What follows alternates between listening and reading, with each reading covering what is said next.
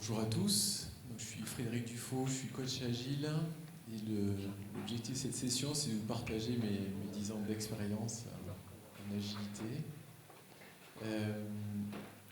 Ce qui n'est pas évident sur l'auto-expérience, notamment sur celui-là qui est un petit peu ma vie, c'est que je ne sais pas à qui je parle. Du coup, en termes de feedback utilisateur, on en a parlé toute la journée. Si on ne sait pas quelle est la definition of done, on n'est pas sûr de livrer le bon produit. Donc du coup, première possibilité, je vous fais 10 premières minutes où je vous parle un petit peu de moi et puis j'essaie d'aller à différents endroits pour vous donner des pistes. Et comme ça, par la suite, il y aurait des questions. Et je rebondirai sur vos questions pour aller plus tard dans la session. Soit je déroule pendant 40 minutes de la session et peut-être que je n'aurai pas répondu à certaines de vos attentes. Donc ce qui serait pour la première option, c'est-à-dire 10 minutes plus questions et du coup je vais derrière, serait intéressé par ça. Donc, si vous êtes intéressé par la première possibilité, vous levez le bras. Voilà. Et si vous préférez que je parcours les slides pendant 40 minutes, levez le bras maintenant. Ne se prononce pas. Ok. Merci. Alors, entre deux, c'est que pendant 10 minutes, je vous dirai à un moment donné, je vais dérouler. Et à partir de là, si vous avez envie de poser des questions, vous pouvez les poser. Ça, c'est la troisième possibilité.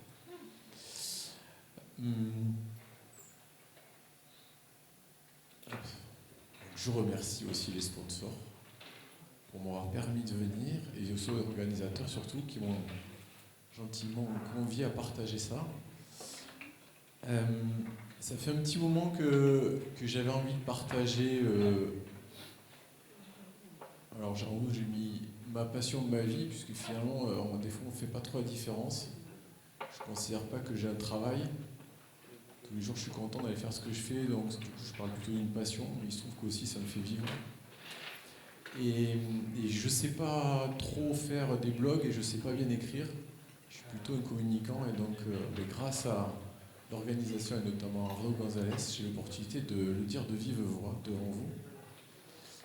D'habitude j'ai fait d'autres slides, d'autres conférences sur les product owners, sur un parallèle entre le volleyball et l'agilité et je parlerai un tout petit peu du volleyball puisque c'est ça qui m'amène au coaching agile. Mais donc je vais avancer pour vous parler de ce qui m'a amené avec mon épouse sur la petite photo, dans les gradins qui est là. Alors, on a créé une société il y a 2 ans ensemble. Moi je fais du coaching agile, elle fait du coaching professionnel et puis moi je travaille plutôt sur la dynamique d'équipe et elle va aider au bon endroit pour que ça décuple le potentiel de ces organisations, de ces équipes qu'on accompagne. Et tout ça m'est venu par le volleyball. Alors j'ai la petite parenthèse que je fais, j'ai une casquette en général. Donc si on se voyait un jour, si vous voyez un gars dans un open space avec une casquette, en général c'est moi. J'ai toujours, mais comme je ne savais pas si c'était un manque de respect d'avoir une casquette, je l'ai enlevée. Donc j'ai préféré faire ça, mais en entreprise. En général je l'ai, pourquoi? Parce qu'au volleyball, au moment où j'étais coach sur le bord du terrain, quand les joueuses, puisque c'est pendant 20 ans des joueuses que j'ai entraînées, au moment où j'ai la casquette, je ne suis plus Fred, je suis le coach. Je suis celui qui va leur donner un conseil. Et en même temps, c'est un peu mon costume de combat, de super-héros. Quand j'ai ma casquette, il y a un truc différent qui va se passer. Et notamment, typiquement pour là, ce qui me gêne avec mes lunettes, c'est que comme il y a des lumières en haut, ou quand j'étais dans des gymnases, le fait de mettre la casquette faisait que je n'étais pas ébloui par les lumières des gymnases. Et donc, ça me permettait de voir les joueuses. Et du coup, d'être focalisé sur l'objectif, qui est que je dois aider quelqu'un. Je dois observer ce qui se passe à droite. Je dois observer ce qu'il y a derrière. J'ai gardé cette habitude, et puis du coup, c'est un peu mon image de marque aussi. Le volley m'a aidé à regarder les choses, et cette personne qui est là m'a aidé à me découvrir, à me révéler, parce que je lui posais tellement de questions à la fac quand je suis arrivé, qu'il me dit « mais tu me saoules à poser des questions ». Oui, mais je veux savoir comment on joue là, comment on prend le ballon, je dois plonger, je dois à la droite, je dois à la gauche. Il dit, mais tu sais ce qu'on va faire? Mercredi prochain, tu viens à 17h au lieu de 18h30, toi tu vas aller entraîner les filles qui jouent à côté. Donc ça, c'était en 90. Je suis arrivé et je lui ai bloqué. Moi, j'étais en études d'informatique, j'ai fait maîtrise d'informatique, j'étais plutôt scientifique. Il m'a dit, là, tu vas voir ce que c'est que poser des questions. Et donc, je suis arrivé, et puis j'avais 12 filles qui me posaient des questions. Et puis, au début, il y en avait 50 parce qu'il fallait faire une sélection. J'ai dit, mais ouais, c'est ça les questions, quoi. Mais en même temps, je dis, mais c'est comme ça que je dois faire les choses.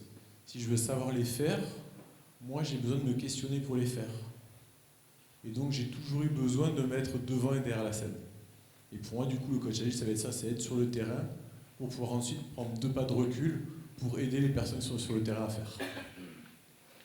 Il y a d'autres personnes qui m'ont inspiré. Mon oncle qui était un entrepreneur et qui m'a lancé en 96 dans mon entrepreneurial, justement. Donc, si tu veux qu'on partage sur ça, je peux y avoir un retour.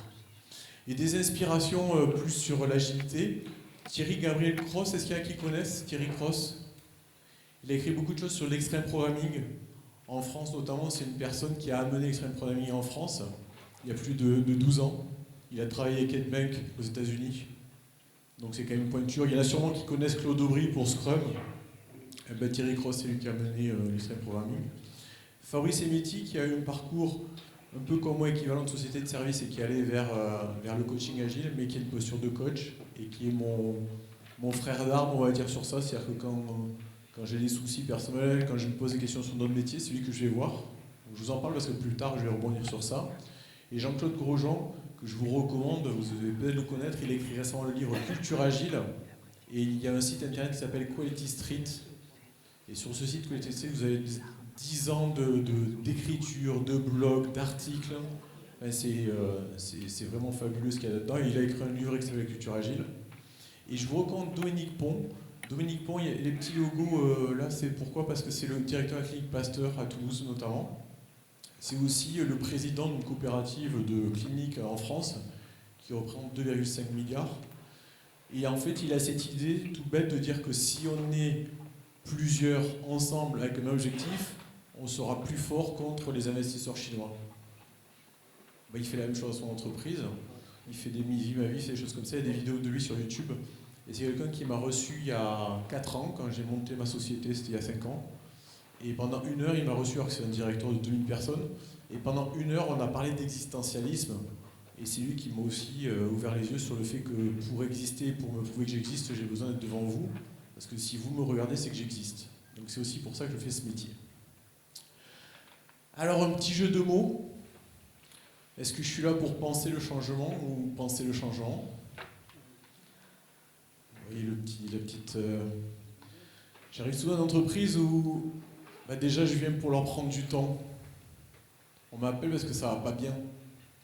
Mais en même temps, ça ne peut pas marcher bien comme vous le faites. Alors que vous utilisez du framing agile, du scrum, du kanban, du safe, du less. Je ne sais pas si vous connaissez ce genre de choses. Qui connaît safe? Le framework safe? Ok. Kanban, la méthode Kanban. Puis en plus, il y a une présentation tout à l'heure.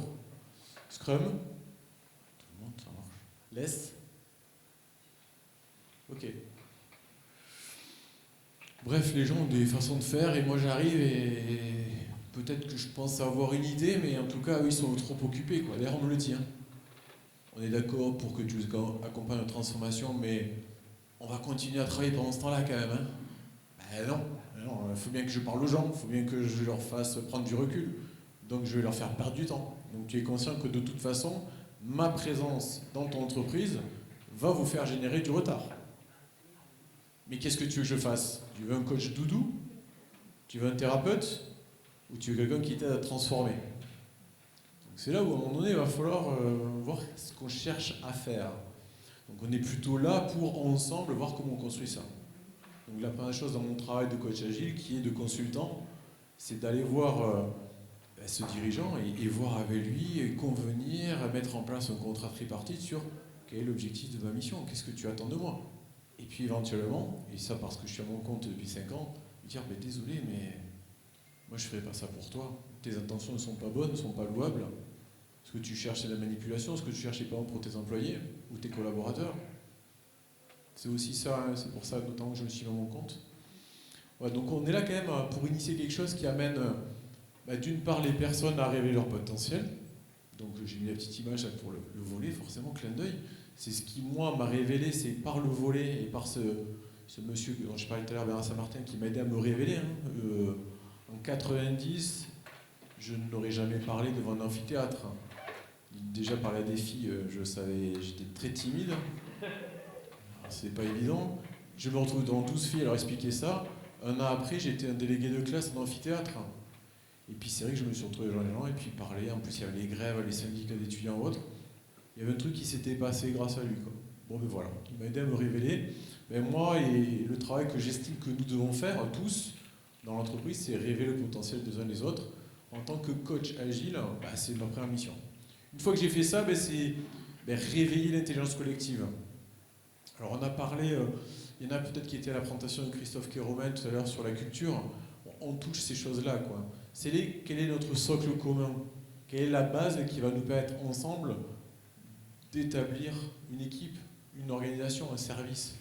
Donc ça, c'est super important de trouver quelle est cette base commune, quoi. Et suivant nos cultures différentes, quand je dis culture différente, imaginez un développeur avec quelqu'un qui fait du hardware, quelqu'un qui fait de l'embarqué, quelqu'un qui fait du système, quelqu'un qui fait du cloud, et puis aussi quelqu'un qui travaille en France, quelqu'un qui travaille en Inde, peut-être au Maroc, tout ça. Chacun doit d'abord avoir conscience de qui nous sommes et trouver notre socle commun pour ensuite aller justement, à partir du moment où on a révélé nos potentiels, aller adresser cette intelligence collective. Petite parenthèse, vous savez qu'en Scrum, on fait une équipe agile, c'est autour de 9 personnes. C'est même pas une équipe agile, c'est une équipe tout court. C'est Pyramide Tribal, voilà, il faisait des recherches sur ça. C'est entre 7 et 9 personnes une équipe. Si jamais il y a une équipe qui sort, ou une équipe qui rentre dans ce groupe, ça remet en cause votre intelligence collective, il va falloir refaire tout le processus de recherche au socle. D'accord? Donc ça, c'est super important, il y a des choses, il faut l'entretenir, ça. Pareil, si vous cherchez au niveau de 50 personnes sur des services, on doit continuellement l'entretenir. Et ensuite, on va, à partir de là, on va pouvoir innover. Hein. Mais on ne peut pas aller déjà à cette étape-là si on ne sait pas qui on est, quoi. Donc quand on me dit, on a besoin de toi, mets-nous en place tel ou tel framework, nous faire ci, nous faire ça, attendez, mais vous voulez déjà innover, c'est-à-dire faire différemment, faire mieux, alors que tu n'as pas des équipes, elles ne sont pas soudées, voire même tu me dis qu'il y a du turnover, voire même tu me dis que les gens sont activement désengagés ou démotivés. Et du coup, ça veut dire qu'il y a des choses là à l'intérieur, il va falloir aller chercher, quoi.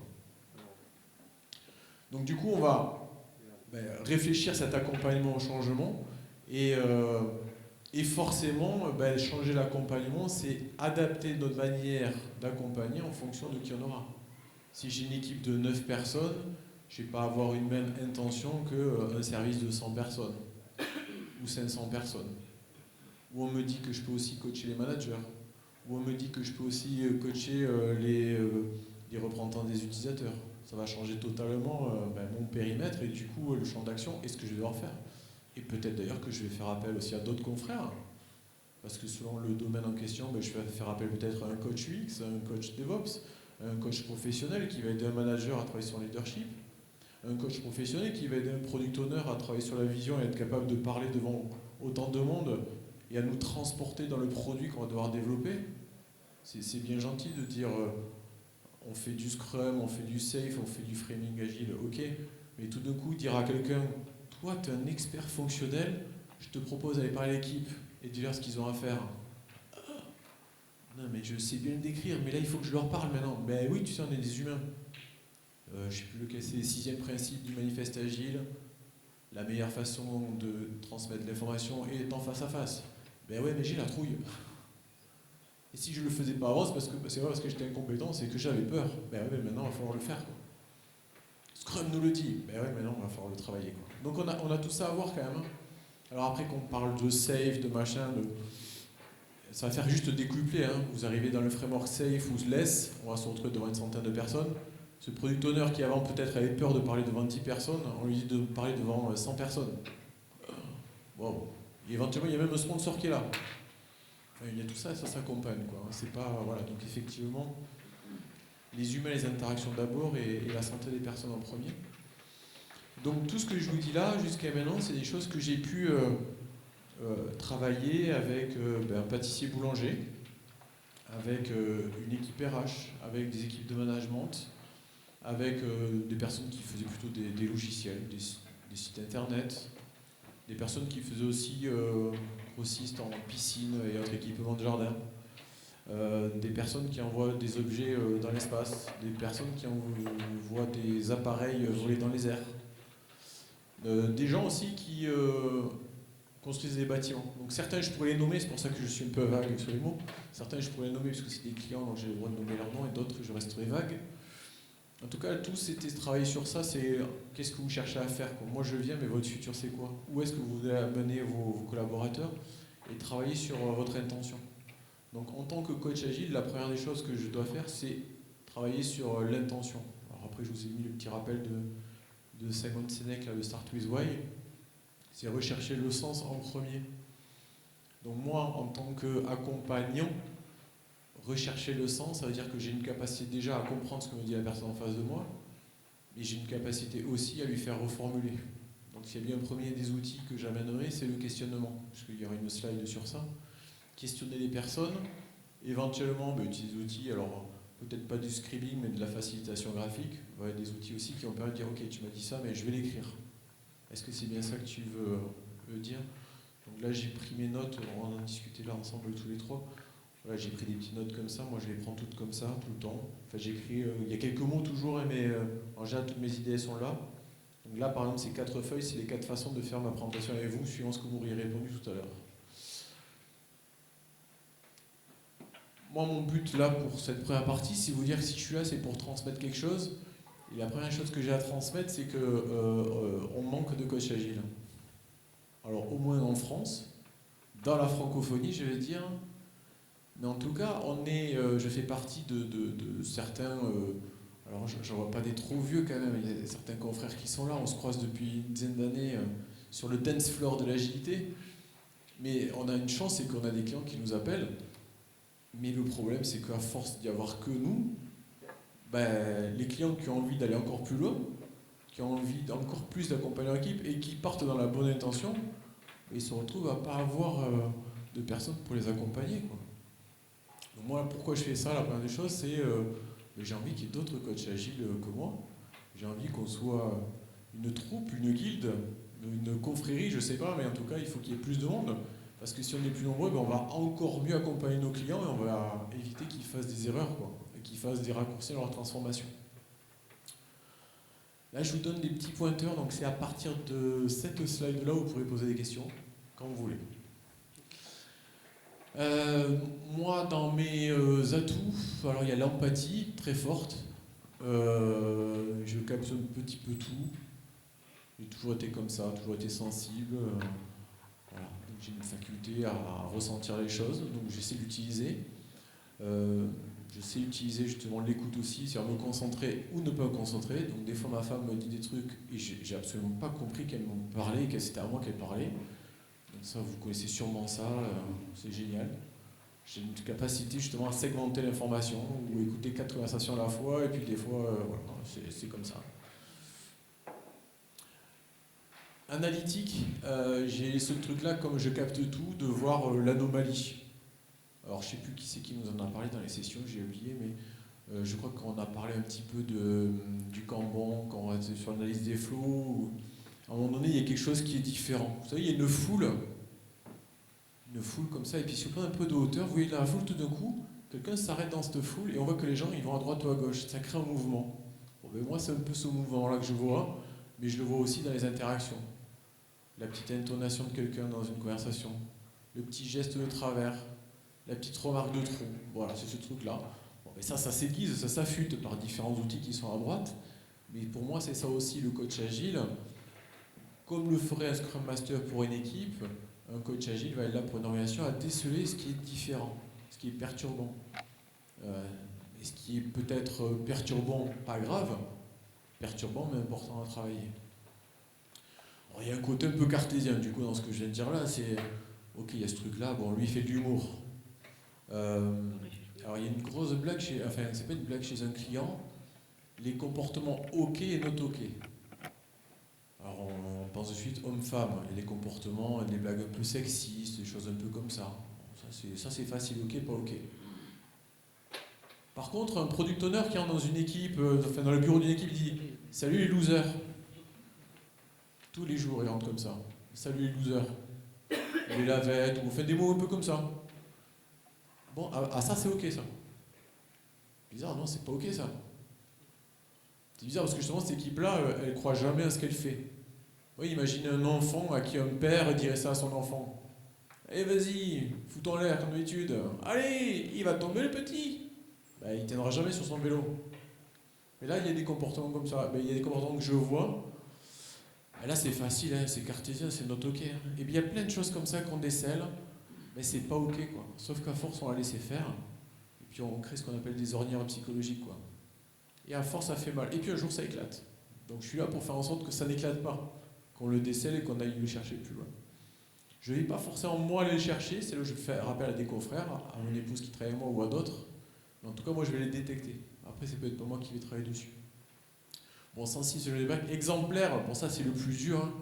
Hein. Dans tout ce que je vous dis, j'essaie d'être exemplaire sur les présentations, c'est que je les prépare suffisamment pour avoir de la matière et pour me sentir légitime à vous parler, mais je ne prépare pas trop pour pouvoir m'adapter au dernier moment. Vous voyez, le truc un peu, voilà. Moi, sinon, si je suis pas agile, ça va pas, quoi. Parce que si je prépare trop, il aurait fallu que je fasse un truc méga poussé, que j'aurais jamais pu, à laquelle j'aurais jamais pu arriver. Et exemplaire dans le sens aussi où, continuellement avec mes confrères, ce que je vous dis, c'est ce que j'essaie de faire avec mes confrères. Il y en a certains que je croise une fois par an, il y en a d'autres que je vois une fois par semaine. C'est-à-dire tout ce que je vous dis qu'on fait sur la collaboration, la transparence, le courage, plein de choses que vous avez vues aujourd'hui. Voilà, le faire au quotidien, c'est dur. Et puis du coup, quand on est à la maison, mais des fois, il y a des trucs, par contre, il faut les laisser, quoi. À la maison, c'est notre exemplarité à avoir. Bref. Dans les différentes postures, magnifique bonhomme que j'ai fait tout à l'heure, je suis avant tout formateur. Un coach agile, c'est pas un coach, c'est un coach agile. Ça veut dire quoi? Ça veut dire qu'il amène l'agilité dans l'entreprise. Moi, j'ai une posture de sachant. Il y a des moments où je vais, justement, j'ai pas ma casquette, et je dis, écoutez là, on va venir 2 heures, et je vais vous expliquer ce qu'est Scrum, je vais vous expliquer ce qu'est un Scrum Master, je vais vous expliquer ce qu'est un Product Owner. Revenons aux bases. Oui, mais du coup, ça veut dire qu'il faut que je connaisse plein de méthodes. Alors, il se trouve que je connais plein de trucs. Alors, pourquoi? Parce qu'à force, je vais chercher le Toyota Production System, je suis regardé... qui connaît le Toyota Production System? Ok. Il faut savoir que le Toyota Production... Donc, vous connaissez Toyota, les voitures. Mais savez-vous qu'est-ce qui était l'arrière-grand-père de cette compagnie? Donc, c'est la famille Toyota qui tient... Qu'est-ce qu'il faisait comme métier? Est-ce qu'un de vous le sait? Sauf les 2 personnes qui sont là-bas, peut-être. Oui?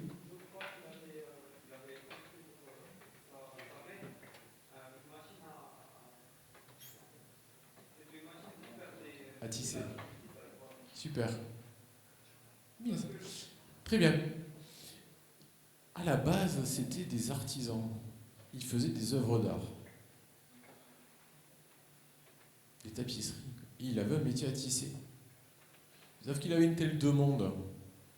Et c'était top qualité. Top qualité, hein, vous savez, on l'a rebâché toute la journée. Oui, mais j'ai de la demande. Il faut que j'accélère ma manière de produire. Il a inventé un système pour automatiser le passage du fil avec une navette. Ce qui s'est passé derrière, c'est que comme la navette et le fil allaient vite, ça a cassé tout le métier, toute la tapisserie qu'il était en train de faire. Donc finalement, à vouloir accélérer le système, il avait des dégâts plus grands, alors qu'avant, quand le fil se cassait, c'était pas grave. Donc il a inventé le Jidoka, il a inventé le Handon, il a inventé plein de termes que vous avez pu voir aujourd'hui, la présentation de Kanban notamment. Et donc si vous lisez ce qu'il y a dans le Toyota Production System, Taishi Ono a décrit un système de production, mais qui ne parle pas de voiture. Donc si jamais vous vous intéressez à un système et à l'optimisation d'un système, c'est intéressant à lire, quoi. C'est trompeur le terme, mais c'est parce que Taishi Ono, qui était un élève de M. Deming, qui était le père du PDCA, approprié le PDCA chez Toyota et a décrit ce système et c'est devenu Toyota Production System. Mais il ne parle pas d'automobile interne, il parle d'automatisme, il parle de choses comme ça, de qualité. Donc moi, c'est des choses comme ça qui m'ont intéressé il y a très longtemps. Le lean management, c'est-à-dire appliquer ce système d'ingénierie sur du management. Du coup, il y a des choses qui ont muté et c'est devenu du management 3.0. On a eu Jürgen Appel ce matin. La méthode Kanban qui est héritée du Toyota Production System. Donc il y a vraiment un pilotage et flux tiré. Donc ça, il y a une présentation tout à l'heure, donc je ne vais pas y revenir. Et puis il y a le jeu, la guide Kanban qui est super sur ça. Kanban, c'est 3 pratiques si on regarde. Hein. Visualisation du travail, optimisation des flux et régulièrement s'améliorer. C'est la plus complexe des méthodes. C'est la plus simple dans sa mise en place, mais c'est la plus complexe. C'est un peu comme dans les arts martiaux. Il faut être ceinture noire, il faut avoir des rigueurs exemplaires là-dessus. Scrum, l'avantage, c'est 13 pratiques, des cérémonies, des rôles, mais justement, elle nous cadre. C'est la plus rigide des méthodes agiles en quelque sorte, parce qu'elle est très prescriptive. Mais en même temps, ça nous aide à nous cadrer. Le fait d'avoir du cadre, ça nous permet d'avoir une unité, une identité. Laisse large scale Scrum et Safe. Donc je ne parlerai pas de Safe pour l'instant, sauf s'il y a des questions suivantes. Donc on va pas dire que je maîtrise, mais en tout cas j'ai une bonne maîtrise de ces sujets. Ils ont des avantages, des inconvénients, et comme j'essayais de le dire avant, ça dépend du contexte. Donc je suis un peu hors de ces guéguerres, Safe c'est pas bien ou autre. Je suis sûr que voilà, il y a un contexte qui est adapté à tout, et comme je suis aussi un coach agile, je me pose à des moments des questions sur, à ce moment-là, qu'est-ce que c'est le premier pas à mettre en place dans cette entreprise-là, Que je parle de framing agile, de safe, de left, de scrum, quel est le besoin de cette entreprise? Est-ce que c'est trop de turnover? Tiens, turnover, mais qu'est-ce que c'est par rapport à l'agilité? Le turnover, c'est quoi? C'est les gens, ils se partent parce qu'ils ne sont pas contents. Mais du coup, je travaille sur quoi? La motivation des personnes. Mais comment je les motive? En faisant de beaux produits ensemble qui ont du sens. Donc je vais aller voir quelle est l'approche qui est la plus appropriée. Peut-être que je vise dans 3 mois de faire du Scrum, mais ça c'est un détail. Cette approche-là, c'est celle qu'on a menée avec mon épouse chez un pâtissier boulanger. Mais on ne lui a pas parlé de Scrum, on lui a parlé de Scrum Master, on lui a parlé de Product Owner. Mais on a utilisé une démarche par petits pas, itérative, pour qu'il redonne du sens à ses employés de la pâtisserie et de la boulangerie. Imaginez une entreprise de 10 000 personnes qui fait voler des objets dans les airs, qui a des bâtiments en France, en Europe. Ce pâtissier boulanger qui a une pâtisserie au bout de la rue et la boulangerie à 100 mètres en haut de la rue, il avait les mêmes problèmes que cette grosse entreprise. La boulangerie et la pâtisserie, ça n'a rien à voir. Être vendeur dans une pâtisserie, vendeur dans une boulangerie, ça n'a rien à voir. Fabriquer un gâteau, fabriquer un pain, ça n'a rien à voir. Et bien lui, en tant que manager de cette entreprise qui est la sienne, sachant que lui, en plus, il est artisan pâtissier, il avait le même problème que le manager qui pilotait 500 personnes. Donc on a travaillé sur le sens, transmission de la vision. C'est pas parce que tu es un bon expert en pâtisserie que tu sais transmettre pourquoi tu as fabriqué ce gâteau et qu'est-ce que tu veux faire de l'image de marque de ta société. Donc on a travaillé sur ça. Et bon, on a mis en place du Scrum et puis on a mis plein de choses comme ça. Mais sans lui dire, par petits pas. C'est notre backlog d'amélioration continue. On a fait un petit peu la même chose pour une société qui, elle, s'appelle GA Smart Building. Elle construit des bâtiments plutôt pour des entreprises. Ce sont des bâtiments qui sont intelligents. Les panneaux photovoltaïques sont reliés au store qui s'ouvre et qui se ferme, qui sont reliés à la lumière, qui sont reliés à la température, et qui vous permet de dire, dans cette pièce-là, quand j'y suis, je veux qu'il fasse 20 degrés et je veux tant avoir de lumen comme de luminosité. Et automatiquement, ça va réguler et à mener des bâtiments comme ça, clé en main. Donc voilà, on a travaillé sur le service R&D. Faire du less, large scale Scrum, c'est mettre des équipes Scrum en cadence pour délivrer ensemble un produit de valeur. Par exemple, un boîtier noir qui permet de voir des chaînes télé sur une télé. Voilà, donc c'est ce genre de choses. On essaie de mettre une dynamique avec des équipes qui sont en France, sur 5 villes différentes et en Roumanie.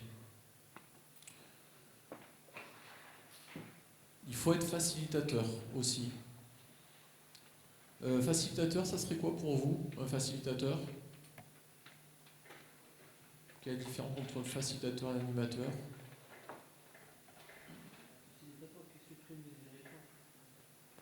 Facilitateur, il supprime les irritants. Ils aident, ouais. Et l'animateur?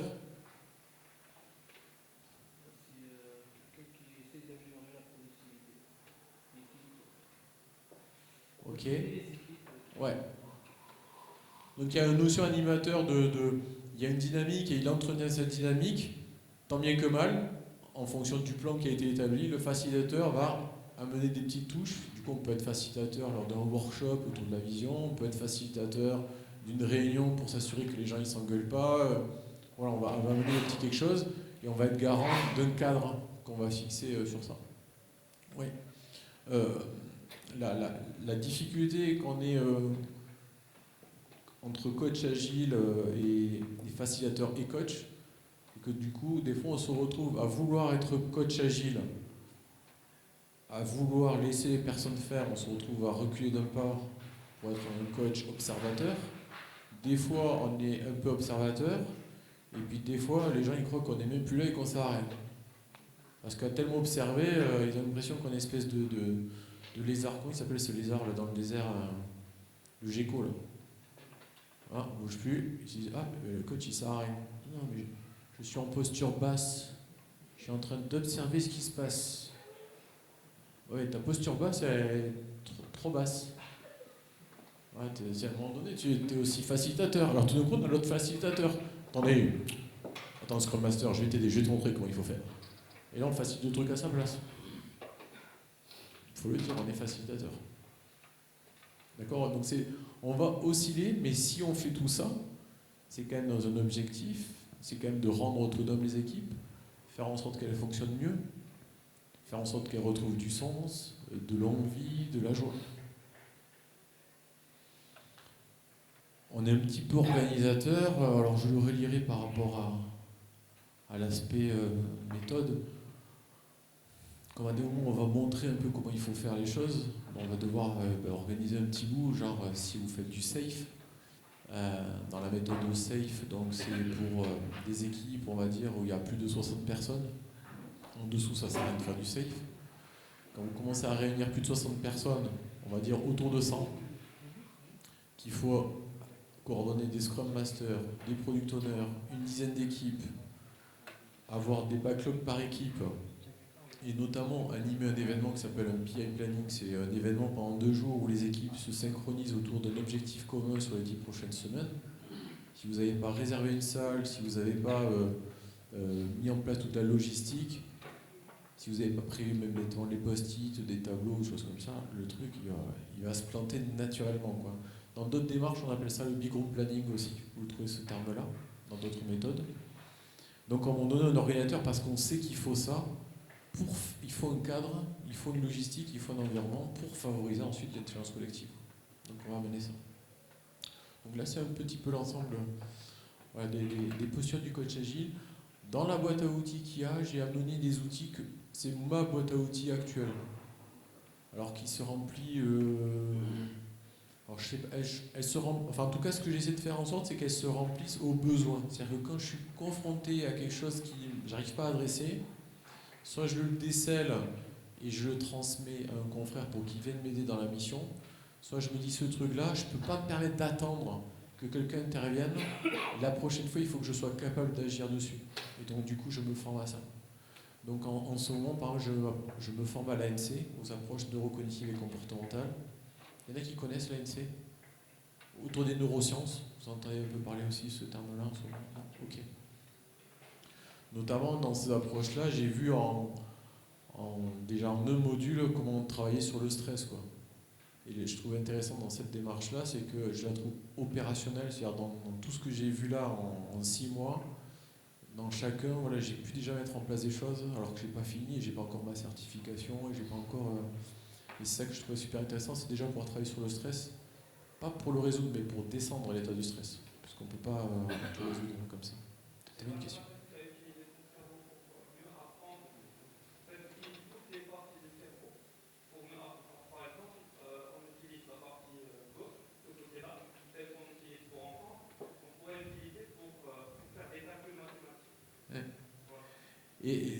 Ouais. Et ce qu'on voit dans l'ANC, en fait, finalement, par rapport à ce que tu dis là, c'est que voilà, ils ont fait ce rapprochement d'études scientifiques pour dire mais qu'est-ce qui se passe quand on est en état de stress? On est plutôt sur l'instinctif. Dans certaines approches, on appelle ça un peu le lézard. Là. La partie où il y a l'instinct, on appelle ça la gouvernance instinctive. Typiquement, quelque chose qui se passe, Il y a un événement qui n'est pas prévu, genre typiquement ce matin, on a la sono, elle ne marchait pas. Jürgen Appelo, à ce moment-là, il a beau être Jürgen Appelo, il était un petit peu en stress et énervé parce qu'il n'y avait pas la sono alors qu'il devait faire un 9 heures de présentation. On a vu qu'il s'est mis à marcher, quoi. Donc on va dire c'était une espèce de fuite, quoi. D'ailleurs, il est allé là-bas carrément, il est sorti. Ça, c'est instinctif, quoi, d'accord? Hein? Non, c'est pas le préventif dans un prochain, mais c'est pas grave. Donc en ANC, ils appellent ça la gouvernance instinctive. Et puis il y a différents états. Bon, mais le fait de travailler sur ça, à un moment donné, ce serait se dire, ok, là, et c'est ce qu'il a fait lui dans ses exercices, c'est se dire, il y a cet événement-là, il y a cette situation-là, elle existe, mais comment je la digère pour faire quelque chose derrière. Et je pense que le technicien, alors je ne sais pas si un des techniciens, ah mais non, c'était pas dans cette salle-là, mais le technicien, pour qu'il résout le problème du micro qui ne fonctionnait pas, il a dû sortir de son état de stress, obligatoirement, pour trouver la solution. Mais c'est ça en fait.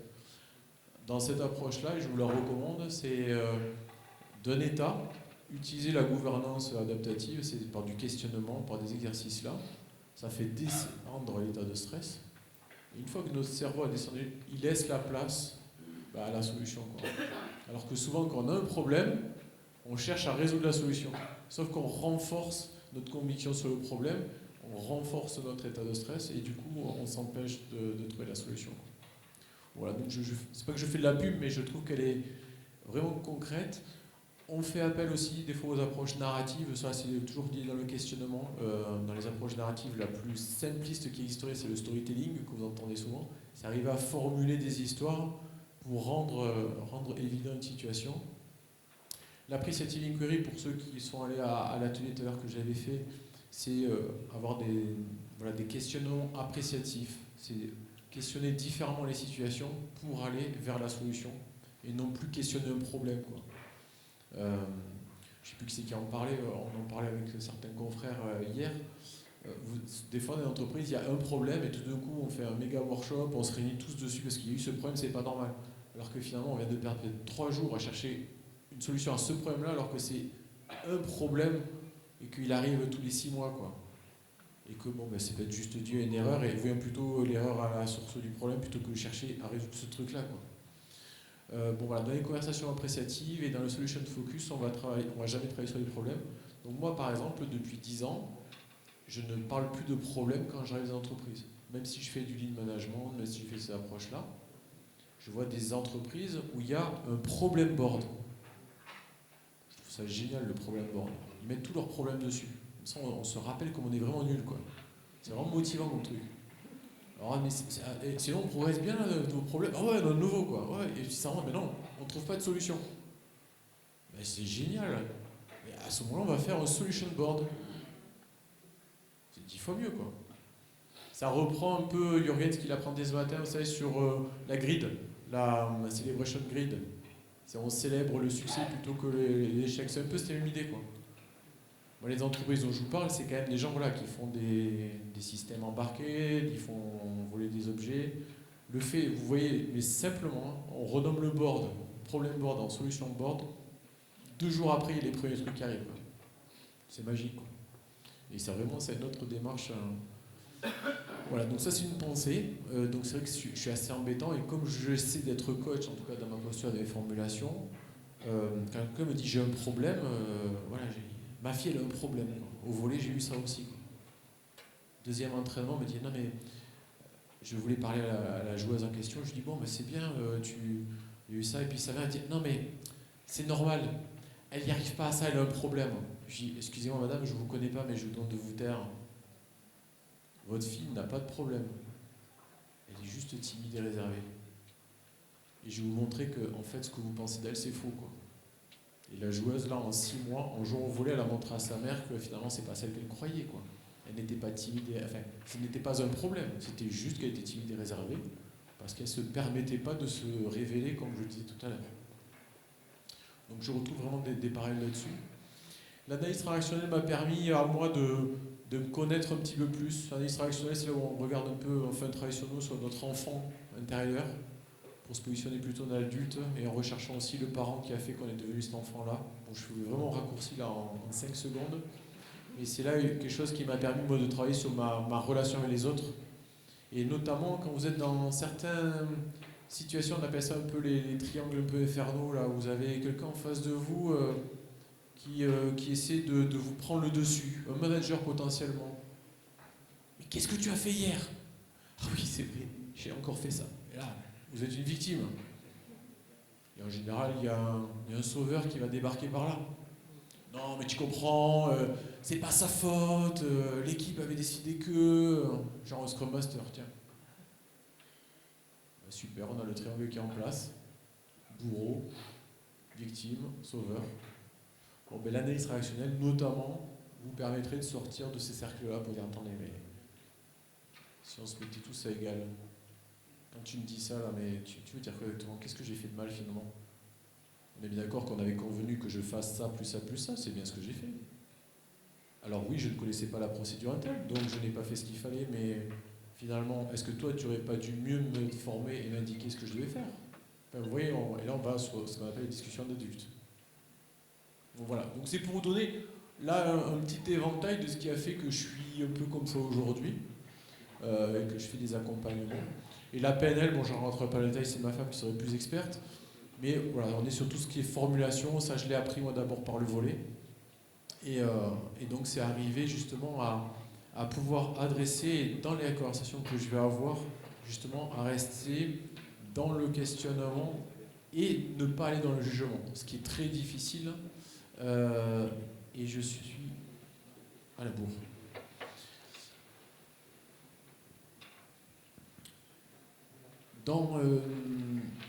J'en parlerai après sur ça. Donc dans les accompagnements qu'il y a, mais je ne rentrerai pas là-dedans, c'est pour dire que justement, moi, je me suis retrouvé dans l'entreprise à avoir soit des transformations plutôt horizontales où il faut beaucoup d'équipes agiles pour réaliser un produit. Donc là, le train, la métaphore de la méthode SAFe. Ou alors avoir des organisations où aller plus travailler vraiment à toutes les strates de l'organisation. Donc j'ai mis l'échelle.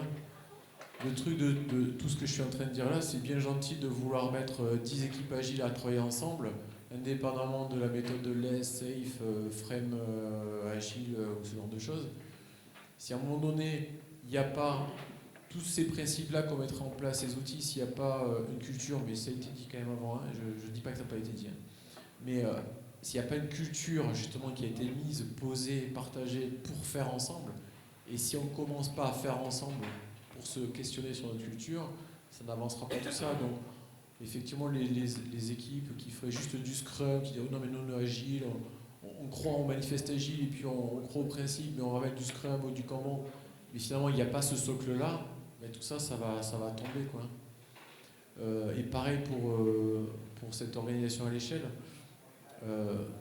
Si on n'arrive pas à se dire à un moment donné, cette agilité que vous m'avez parlé dans l'informatique, elle est que pour l'informatique, et si on n'a pas pris 2 pas de recul pour dire, mais non, je ne vais pas vous parler du manifeste agile pour les informaticiens, je vais vous dire ce qu'il y a derrière le manifeste agile, dans ce travail-là du coach agile notamment, à prendre cette position de méta, pour aller expliquer qu'est-ce que ça va permettre de décoincer, on n'arrivera pas à accompagner ça.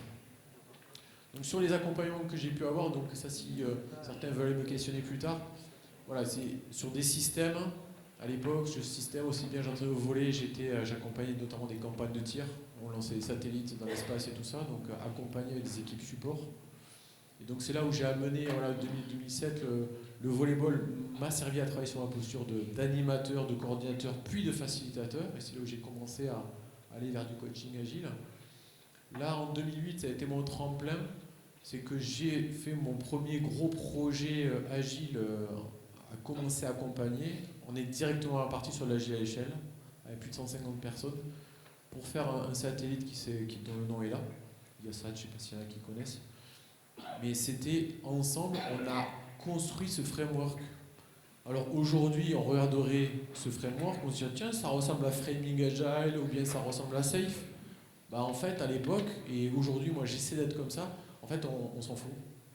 On s'en fout, on voulait le faire ensemble, on voulait faire un satellite, il y en a eu 2, c'était 1 milliard chacun, quoi. Il y a des chars qui ont été équipés, il y a des moyens d'ADSL, il y a de la vidéo qui a été équipée. Enfin, le but c'était de transmettre en Afrique notamment des moyens de communication de multi-formats. On ne s'est pas dit est-ce qu'il faut faire du Scrum, du Kanban, ah mais moi je suis pas informaticien, j'écris des docs, est-ce que je fais du Scrum? Non, ils l'ont fait. Ils l'ont fait parce qu'il fallait le faire, parce qu'on voulait le faire ensemble. Donc moi c'est ça aussi que j'essaie de défendre au travers de ça, c'est d'arriver à se dire, mais finalement, nous qu'est-ce qu'on veut faire là sur cet exemple-là? C'est idiot ça. C'était du Kanban appliqué, ça a été mon premier coaching agile, là je peux le dire parce qu'il y a un avion, c'est un Airbus. C'est arriver à faire entrer un outil pour former les agents de maintenance sur le 350, faire en sorte que ce soit dans le petit laptop qui est là. C'est-à-dire que le technicien, quand il part, notamment à Dubaï, puisqu'en l'occurrence c'était le use case en question, il part à Dubaï, pendant le vol, il y en a qui à Toulouse est en train de simuler la panne, pour qu'au moment où il atterrit, il télécharge la résolution de la panne, et du coup, il résout le problème. L'objectif c'était de réduire les temps au sol des avions. Mais après, ce qu'ils ont fait, c'est que l'application qu'ils ont mis là, il y avait carrément à l'intérieur l'avion marketing 3D. Vous savez, on se balade à l'intérieur un peu comme dans les jeux vidéo. Ils ont fait en sorte, et les techniciens pouvaient s'entraîner à réparer l'avion, quoi. Ça, c'était nouveau, mais ils ne se sont pas dit, mais pourquoi? Non, mais on le fait, quoi. On le fait parce qu'on doit faire différemment. On doit être innovant, on doit se démarquer, on doit aller plus vite. On veut faciliter le travail, on ne va pas s'amuser chaque fois à désosser un 350 pour s'entraîner à... Non, on ne peut pas se permettre, c'est pas une voiture, c'est pas une moto, quoi. Donc ça, c'était vraiment un pur Kanban, avec voilà, 6 équipes de 10 personnes, et à la fin, on a eu une équipe de 60 personnes. Le Kanban que vous voyez là, papier, c'est celui après qui a été dématérialisé. C'était réellement 60 personnes qui travaillaient autour d'un Kanban, avec du flux, avec des limites, ce genre de choses. Là, au fur et à mesure, 2011, là, on travaille sur du côté spatial, toujours les satellites, et un début de télécommunication. Et ensuite, pour aller, notamment, j'ai travaillé 2 ans chez Orange, où on travaille sur des équipes plus vastes. Là, la question qu'il y avait, c'était mais comment on fait pour accompagner des écosystèmes aussi larges? La réflexion, c'est tout simplement on doit être plusieurs coachs. Et là, en 2013, ça a été vraiment la première grosse expérience. Comment on travaille entre coachs agiles, sachant que chacun de nous a sa définition du coach agile.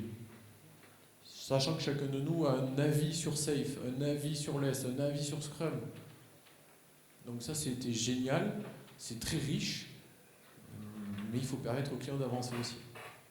Donc ça a été cette richesse-là. Et travailler au début du travail du management, c'est-à-dire comment j'aide les managers dans un écosystème. Il y avait une présentation sur ça, je crois, de manager agile qui a été faite avant. Mais un manager, en tout cas pour moi, existe toujours en agilité. C'est juste que d'un manager directif qu'il aurait pu être, supposons, il doit devenir quelqu'un qui va être un hôte au service de l'écosystème pour favoriser le travail des collaborateurs. Il va être un aidant. Potentiellement, il va soutenir, il va être au service de tout ça pour être efficient. Donc c'est comment on utilise ces pratiques-là, donc c'est plutôt du management que j'amène à ce moment-là. Là, c'est en 2015, voilà le pâtissier boulanger dont je vous parlais, qui avait ces problématiques-là. Bon, on a fait un backlog d'amélioration, il y avait comme un peu en laisse on le ferait, il y avait un backlog d'amélioration pour le côté boulangerie, il y avait un backlog d'amélioration côté pâtisserie, et il y avait des sujets qui étaient transverses. Par exemple, comment on fait pour vendre un produit? Comment on fait pour sauvegarder l'image de marque de la pâtisserie boulangerie en question? On avait mis en place tout un backlog commun et on faisait un peu ces big room planning, mais à cette échelle-là, plus réduit évidemment, mais c'était comment on adapte ça pour lui, pour que ça leur parle, et puis que ça leur parle à eux, quoi. On parle de gens qui ont entre 14 et 22 ans, quoi, qui ils sont apprentis. Là, une entreprise qui fait des paiements, du e-commerce, qui fait des petits widgets de paiement en ligne sur le site internet quand vous mettez vos numéros de carte bancaire. En France, il y a 53% des flux bancaires qui passent par eux. C'est se dire un matin, j'arrive chez eux, il y a la directrice de développement qui est là, c'est celle qui pilote les 100 personnes. Et on se met tous les deux, on voit dans une pièce, il y a 6 Scrum Masters qui sont là. Je dis, qu'est-ce qui se passe? Elle me dit, il y a eu en production cette nuit. Il y a un truc qu'on a livré, il y a eu un gros souci. Je lui dis, qu'est-ce qu'ils font? En fait, ils ont fini de résoudre le problème. Il était 10h quand je suis arrivé, moi. À 8h30, ils avaient eu le problème. Ils sont vite réunis, les différents Scrum Masters, ils étaient dans le bureau pour voir est-ce qu'on peut aider l'équipe en question. Ils ont trouvé la solution et en moins d'une demi-heure, ils avaient relivré en production. On parle de moyens de paiement avec des moyens sécurisés, avec de la sécurisation de données, avec des certificats d'authentification. En moins d'une demi-heure, ils avaient résolu le problème. Ils avaient même analysé les impacts, puisque je vous ai parlé d'argent, il y a des argents qui n'est pas le bon endroit, voilà. Et puis ils avaient déjà même mesuré et ils avaient pris les mesures par rapport à l'impact que ça avait généré chez les gens qui avaient eu de l'argent débité plutôt que crédité. En moins d'une heure, quoi. Et là, elle me dit, on y est, quoi. Donc, elle m'a dit, je sers à rien. Enfin, elle me dit, ça y est, mais souriante. Ça marche tout seul, quoi. Ils sont responsables, ils savent comment faire. Mais ils sont passés d'une livraison tous les 2 mois, qui prenait 2 jours, à 2 livraisons par semaine et qui prennent une demi-heure. Voilà, l'aspect DevOps, c'est que vous avez pu entendre aussi chez certains, quoi. Si on n'a pas tout ça, alors là, c'était sur le développement. Donc là, la complexité qu'il y a eu sur ça, je mets la petite truc, c'est voilà, il a fallu travailler sur le leadership des product owners, avec d'autres coachs qui sont venus m'aider, et justement aussi un coach DevOps qui est venu m'aider. Parce que même si j'ai fait la technique à l'époque, là, il fallait quelqu'un qui les accompagne plus précisément pour réduire. Et là, ils ont vraiment fait du value stream, ils ont regardé c'était cette chaîne de valeur pour optimiser la chaîne DevOps. Là, les clients dont je vous ai parlé, voilà, les GA Smart Building, c'est comment, avec une équipe R&D qui fait des bâtiments, qui travaille des bureaux d'études, qui travaille des commerciaux, qui vend des bâtiments pour des entreprises, comment on peut faire du Scrum. Là, c'est ce que je suis en train de faire. Et donc, pour finir sur ça, enfin l'avant-dernière, pourquoi j'ai mis ce petit logo-là, c'est un peu aussi la raison de cette présentation. C'est que donc moi, je me dis, voilà, un coach agile, c'est quelqu'un qui est au service de l'organisation pour mieux faire, qui est une boîte à outils, à lui de l'étoffer, à lui de trouver les bons moyens. Mais peu importe le framework, à lui d'être intelligent pour utiliser le bon framework au bon moment et au bon niveau, plutôt que d'aller critiquer tel ou tel truc. Et moi, c'est ma difficulté de positionnement, et ce qui me plaît bien là sur l'émission que je fais en ce moment, c'est qu'on est une dizaine de coachs à travailler ensemble sur le même périmètre, et à se dire ensemble comment on construit l'avenir, et non pas à critiquer tel ou tel framework.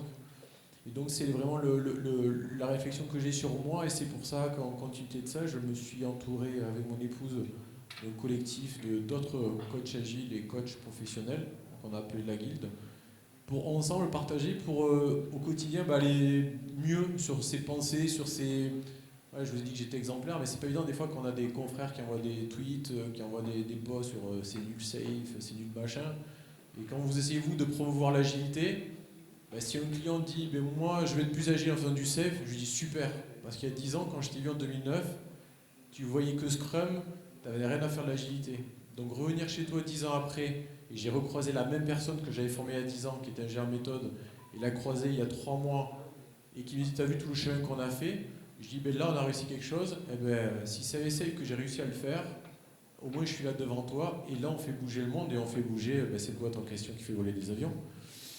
Donc c'est ça que je vois comme victoire, quoi. Cette agilité-là, c'est ensemble, on fait avancer les choses, on agit vraiment dans le bien de tous. Ça a mis du temps, mais ça arrive. Alors je ne dis pas que c'est partout, mais en tout cas sur 20% de cette entreprise-là, les choses bougent. Parce qu'elles utilisent ce framework, parce qu'elles les rassurent, tant mieux. Mais n'empêche qu'en faisant du safe aujourd'hui, cette boîte-là, à minima, elle commence à faire du Scrum. Donc moi je trouve que c'est déjà pas mal, quoi. Voilà. Donc voilà, c'était aussi pour partager c'est pas un moment de coup de gueule, puisque je ne me suis pas permis de gueuler devant vous, mais vraiment je me dis là, ensemble on a des choses belles à faire dans l'entreprise, discutons ensemble et puis avançons intelligemment. Et donc pour ceux qui veulent avancer plus outre-Atlantique, on organise avec mon épouse et un autre confrère l'Agile Tour Martinique le 5 et 6 mai. Donc si vous avez envie de proposer une session, vous êtes les bienvenus, puis si vous avez envie de participer au soleil, vous êtes les bienvenus aussi. Et puis donc, comme je le disais, changer le titre là-haut, le coach agile, c'est mon chemin de vie. C'est tirer les approches narratives. Donc je vous demande à vous, et vous, quel est votre chemin de vie. Merci pour votre écoute.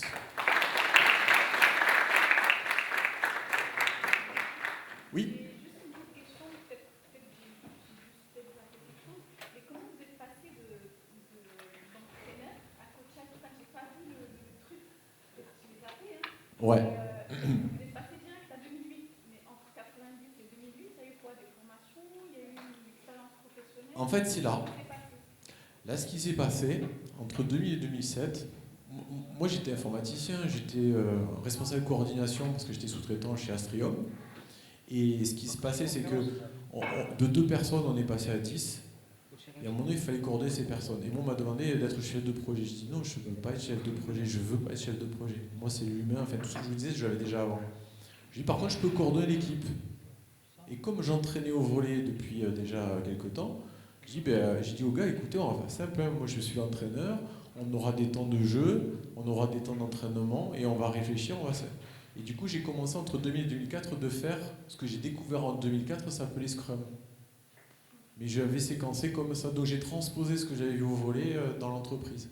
En 2004, comme j'ai découvert Scrum, on allait un petit peu plus rigoureux. Les choses qui n'étaient pas super, ça m'a permis d'aller un petit peu plus loin. Là, 2004, je suis allé vraiment sur le Scrum Mastering. Et en 2005, le rebond, c'est un responsable d'une campagne de tir. Il nous dit voilà, dans 4 mois, on lance tel satellite, les serveurs partent, on a vendu aux clients 0 papier, donc le système qu'on utilise intranet en interne, il faut qu'on mette la même chose sur un serveur qui sera là-bas et qui sera en réseau local. Est-ce que tu peux le faire? Et je dis avec les gars, on se réunit. Là, on a moyen de prouver que cette méthode-là, on est capable d'accélérer. Et donc, on a été capable, avec cette méthode-là, on avait la même équipe. On a accéléré la cadence. On s'est donné, au lieu de faire des itérations de 4 semaines, on a fait des itérations de 2 semaines. Et du coup, après coup, on dit, mais attends, mais comment vous avez fait ça?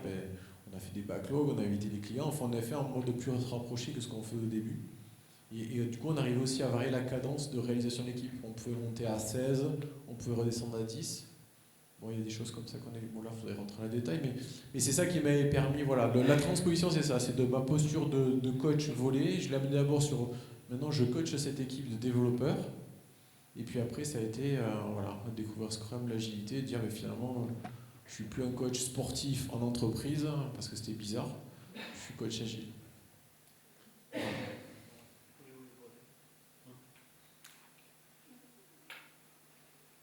On peut en parler après, si vous... Bon, merci. Parce que je crois qu'il y a la suite, c'est pour ça en plus je dois arrêter. Il y a une petite pause et après il y a la dernière keynote. Merci.